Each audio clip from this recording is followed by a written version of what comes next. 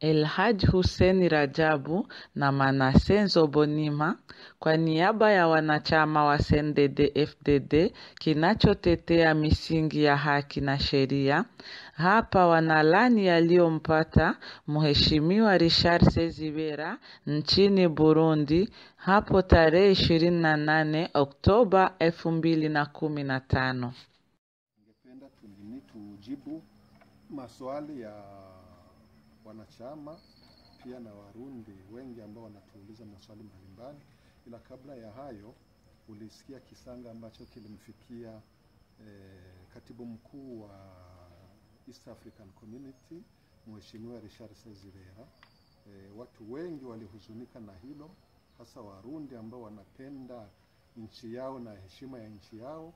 Sijui wewe kama mbunge ambao ulifanya naye kazi hapo, hilo swala ulilichukua vipi na ulijisikia vipi? Ningependelea kusema kwamba huyu katibu mkuu wa Jumuiya ya Afrika Mashariki aliyetendewa vitendo ambavyo sisi sote tulishughulikia tukaona, ningependa kusema kwamba ni aibu kubwa kwa nchi ya Burundi. Aibu kubwa kwa hizi nchi ambazo zimeunda Jumuiya hii ya Afrika Mashariki, kumuaibisha katibu mkuu wa jumuiya hiyo ya nchi ambazo mnavyovifahamu ni nchi 5, yani Rwanda, Burundi, Tanzania, Kenya pia na Uganda. Ni aibu sana kwa watu wa Afrika. Nchi yetu imeaibisha mtu ambaye angepashwa kuheshimiwa kama vile heshima zinazotolewa kwa viongozi ambao wanaongoza nchi. Kwa sababu gani? Huyu ni mtu ambaye anakusanya mawaziri 5, anakusanya wabunge wa Jumuiya ya Afrika Mashariki kwa ujumla. Sasa kwa hiyo, kwanza ningependelea kuomba Warundi ambao tunaomfahamu, tunajua yule heshima zake, tuombe msamaha kwa niaba ya Warundi, kwa sababu sio Warundi wote waliotenda vitendo mlivyoshughulikia, mlivyoona wenyewe. Tungepashwa kumuomba msamaha kwa ujumla Afrika Mashariki, pia kwa yeye binafsi. Hapa ningekumbusha kwamba wakati alipoingia kwenye ile Sena akimshindikiza akiwa na Mheshimiwa Waziri wa Ulinzi wa Uganda ambaye alikuwa ni mjumbe maalum wa msuluhishi Rais Yoweri Kaguta Museveni, aliweza kusukuma ili asiweze kuingia kwenye jumba lile. Na kwa hilo ningependa kufahamisha kwamba kawaida mgeni yoyote yule mahala kama pale, mahala ambapo ya heshima panapofanyika administration yani uongozi wa taifa, kama vile kwa mawaziri, bungeni, makamu wa rais, kwa rais na kwingine, kuna sehemu ambayo ni ya kupokea wageni ili kupumzika kabla ya kukubaliwa, kabla ya kupata fursa ya kuweza kuongea na kiongozi kadhaa. Lakini shughuli kama hizo, mambo kama hayo ambayo yalifanyika getini, kusukuma, hiyo ni picha inayoonesha kwamba raia wa Burundi katika utawala huu wa Rais Nkurunziza, kumuita rais wa Pierre Nkurunziza, ni kwamba raia wanatabu sana. Ile ni picha halisi ya kuonesha kwamba huku na kule raia huwa wananyanyaswa. Ikiwa panaweza kunyanyaswa kiongozi kama yule, hali ni mbaya sana nchini. Raia hawana haki. Ndio. Hebu tufikirie kwamba alivyotendea yule, yani katibu mkuu wa Jumuiya ya Afrika Mashariki. Hebu wewe jiulize, mwananchi wa kawaida, Murundi wa kawaida, fikiri yule raia kabisa ambaye anauliwa kila siku, anachinjwa hadharani. Hebu ile uangalie picha hiyo katika mwenendo wa serikali yenyewe. Serikali yenyewe imeonyesha nia yake ilivyo, ikaonyesha kwamba hakuna mtu ambaye anapashwa pale. Kwanza ni vizuri tumshukuru Mungu, wangemrukia wakamkata hata kichwa, kwa sababu ndio nia yao, ndio kitendo wanachokifanya siku hizi. Unaona wanashika mtu ambaye hana lolote ya kufanya lolote, hana ubaya wake. Inaonekana wana hasira Ndio.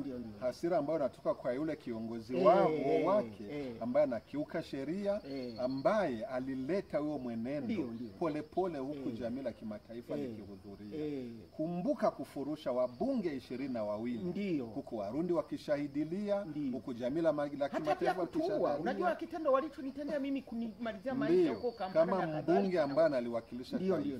Sasa kwa hayo sio mambo ya kushangaza kabisa. Ndio, sio mambo ya kushangaza, kwa sababu wao wanachokifanya ni kukiuka haki za binadamu.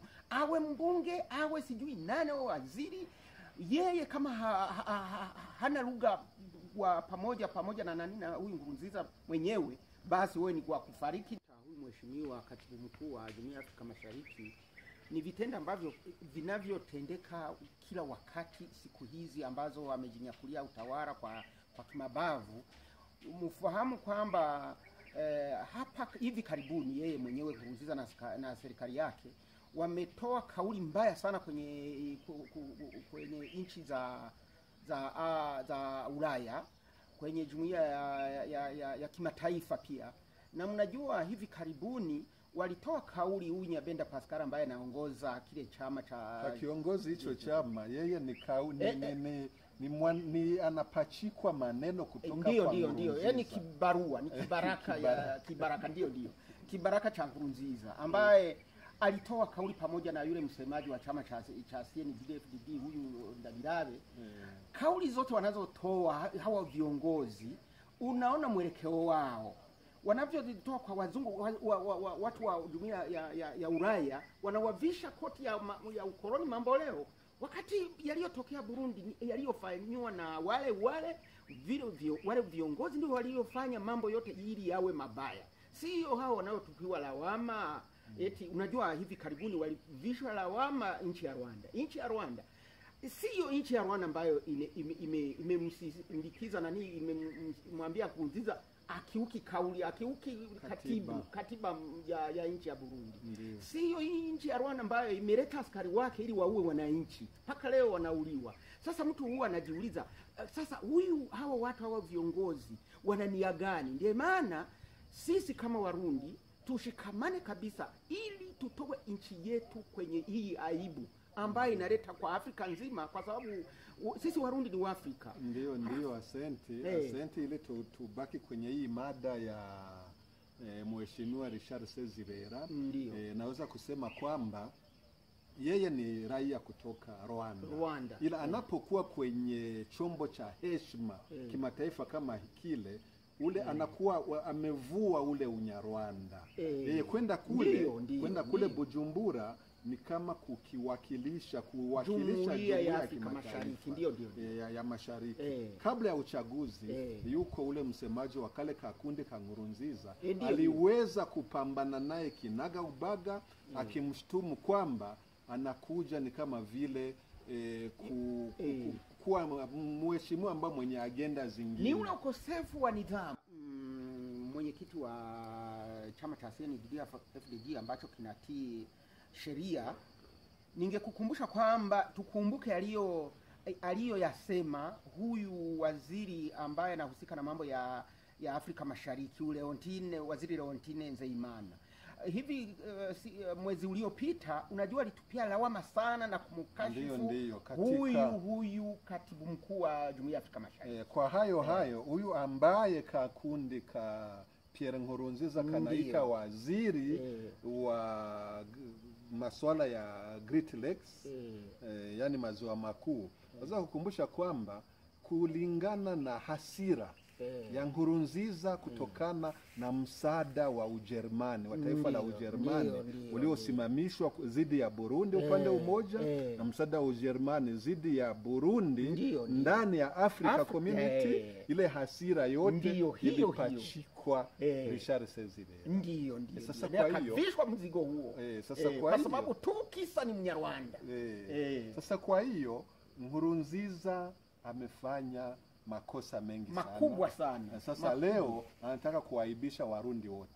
Tunaomba msamaha jamii zima la kimataifa kwa ujumla, kwamba yale anayoyafanya hayafanyi kama rais wa Burundi wala kama mwenyekiti wa chama cha CNDD-FDD. Unajua ndiye akaongoza baraza kuu la busara la kile chama kile.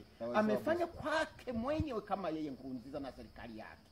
Sasa kwa hiyo tunawataka radhi majirani zetu wote, tunataka jamii la kimataifa. Kweli hayo ni mambo ambayo yako kwenye kichwa chake mwenyewe, kwenye mgongo wa kale wake wenyewe. Sasa kwa hiyo Warundi tunajua ala kulihali hii hali lazima tutaepukana nayo, lazima tutafanya na mambo yatarekebika ili tuweze kurekebisha mambo.